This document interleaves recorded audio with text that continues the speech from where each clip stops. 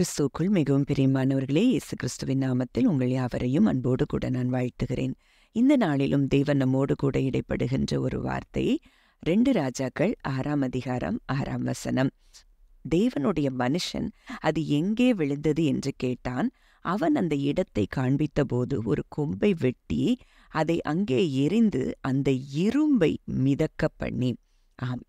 இந்த வார்த்தையின் மூலம்தான் தேவன் இன்றைக்கு நம்ம ஒவ்வொருவரோடும் கூட இடைப்பட விரும்புகிறார். இந்த வார்த்தை சொல்கிற அற்புதத்தை பார்த்தா இயற்கைக்கு அப்பாற்பட்ட ஒரு காரியம், நேச்சுரல் லாஸை மீறி நடந்த ஒரு காரியம். அப்போ நம்ம நன்றாக சயின்ஸ் தெரிந்தவங்க அறிந்திருக்கிறோம், ஒரு காலம் இரும்பு என்ன செய்ய முடியாது, மிதக்க முடியாது. ஏன்னா அதோடைய டென்சிட்டி அதிகமாக இருக்கிறபடியினால தண்ணீர்ல இரும்பு மிதக்க முடியாத ஒரு காரியம். ஆனால் நம் தேவன் அப்படிப்பட்ட தேவன், சூப்பர் நேச்சுரல் தேவனை தான் நம்ம என்ன செய்து கொண்டிருக்கிறோம், ஆராதித்து கொண்டிருக்கிறோம். ஒருவேளை இந்த சூழ்நிலை இது மாறவே முடியாது, இது எப்படி மாறும், இது வானமே மாறினா கூட இது என்னுடைய வாழ்க்கையில இந்த சூழ்நிலை மாறாது அப்படின்னு சொல்லி நீங்க இன்றைக்கு திகைத்து கொண்டிருக்கலாம்.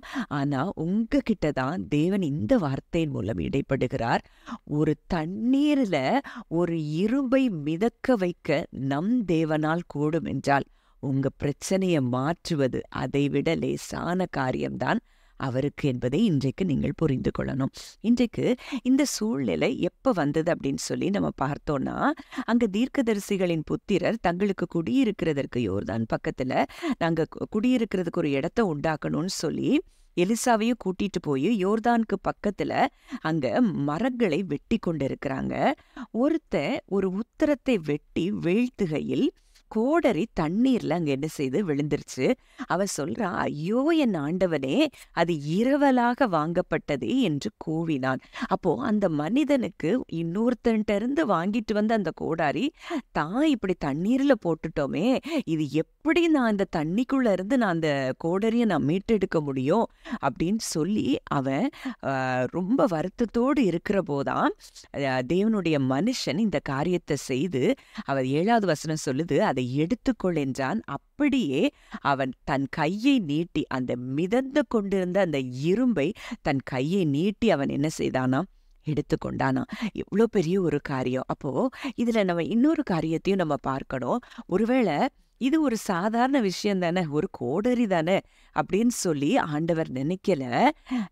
அன்றன்றைக்கு தன் மக்களுடைய சின்ன சின்ன காரியங்கள்ல கூட அவர் எவ்வளோ ஒரு கேர் பண்ணுகிற ஒரு தகப்பனாய் இருக்கிறார் அப்படிங்கிறத நம்ம என்ன செய்யலாம், அறிந்து கொள்ளலாம். தேவனுடைய மனுஷன் மூலமாக தன்னுடைய தீர்க்கதரிசியின் அந்த ஒரு கோடாரி தொலைந்து போனது நிமித்தம் அவ வருத்தப்படுறானேன்னு சொல்லி அந்த கோடரி கிடைக்கும்படியாய் தேவன் என்ன செய்யறாரா, இங்க இரக்கம் பாராட்டுகிறார், கிருபை பாராட்டுகிறாரா. இன்னைக்கு ஒருவேளை உங்க வாழ்க்கையில கூட இந்த காரியம்லாம் இதெல்லாம் சின்ன விஷயம்தான், ஆனா இதெல்லாம் என் தேவன் செய்வாரா, இது மேலெல்லாம் அவர் கரிசனையா இருப்பாரா அப்படின்னு சொல்லி நீங்க நினைத்து கொண்டிருக்கலாம். அவருக்கு பிள்ளைனா நீங்க எந்தெந்த காரியத்துலலாம் நீங்க கவலைப்படுறீங்களோ, இந்த காரியம் நடந்தா நல்லா இருக்கும்னு நினைக்கிறீங்களோ, அந்த காரியத்திலையும் அவர் கரிசனையுள்ள நல்ல தகப்பனாய் இருக்கிறார்.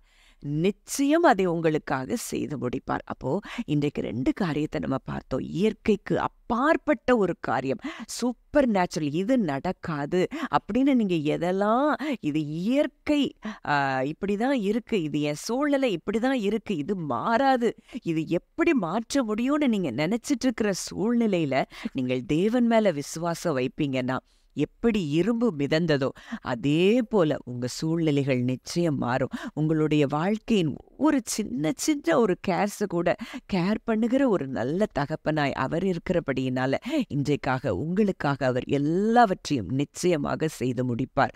ஜெபிக்கலாம். அன்பின் பரலோக தகப்பனே, நன்றியோடு உம்மை துதிக்கிறோம், ஸ்தோத்திரிக்கிறோம். அப்பா, இந்த நாளிலும் நீர் எங்களோடு இடைப்பட்ட உம்முடைய வார்த்தையின்படி ஆண்டவரே, அப்பா, இயற்கை சொல்லுகிற ஒரு காரியம், ஆண்டவரே, சயின்ஸ் சொல்லுகிற ஒரு காரியம், தண்ணீர்ல இரும்பு மிதக்காது, ஆனா என் தேவனால் எல்லாம் கூடும் என்று சொல்லி சொல்லி அன்றைக்கு தண்ணீரில் இரும்பை மிதக்க பண்ணினவர் இன்றைக்கு எங்க வாழ்க்கையின் சூழ்நிலைகள்ல எதையும் மாற்ற என் தேவனால் கூடும்.